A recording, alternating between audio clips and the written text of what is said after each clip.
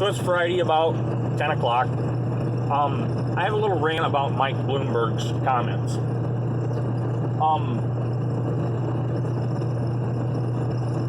I'm going to say this in the nicest way with not getting in trouble by cussing on Facebook or YouTube or Instagram. How dare you?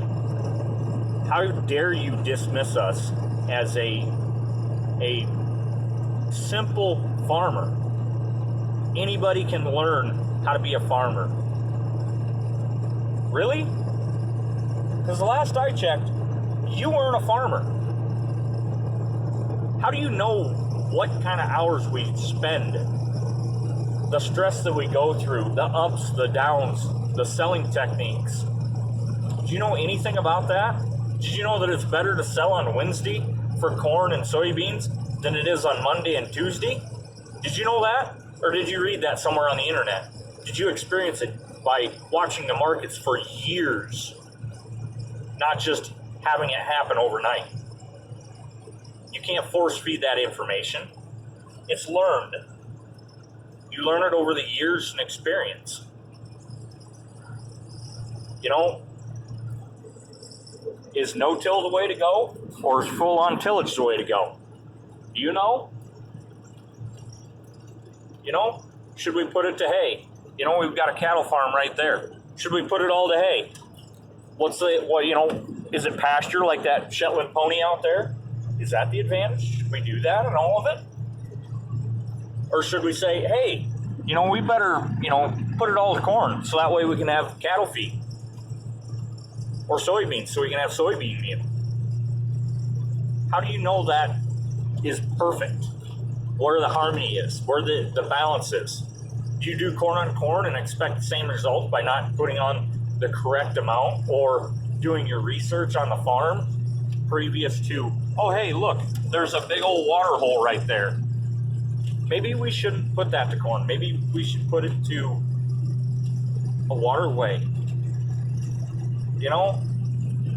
This farmer right here, I have no idea what his name is, but he used to have cattle.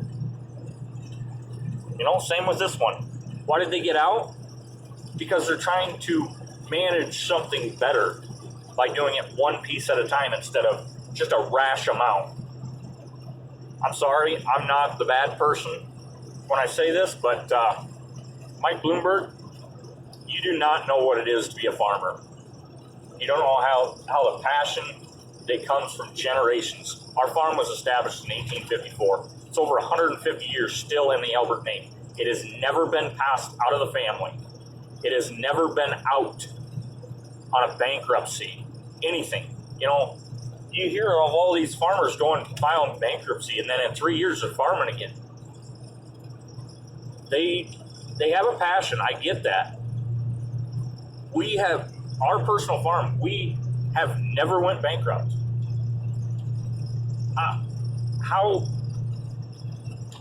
How do you put in comparison of how good you are of a farmer compared to us as a farmer? You don't know what we do. You have no idea. And it's very upsetting that you dismiss our farms from, and I'm going to say from Maine to Florida, from California all the way up to Washington. There are farms, whether it's a tree farm, a peanut farm, a greenhouse in your backyard. We're all farmers in a sense.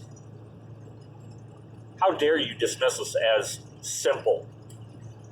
It is not simple doing what we do.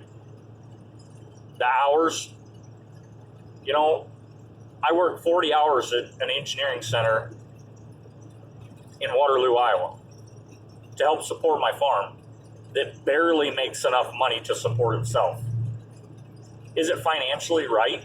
No, it's not. It really isn't. It's not smart to farm in the scale that I am. With the time frame, it's hard. But I do it because it's passion. And that passion, to me, is carrying on a legacy, carrying on my family's name.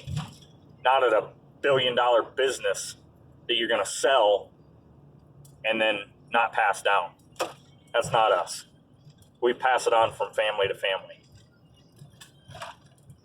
Anyways, I just figured I'd get that rant out. I hope everybody else has a great spring. It's kind of sprung around here. It's getting nice. But I figured I would I'd give a shout out to Mike Bloomberg for congratulations of how stupid you think us farmers really are. Have a good week, guys.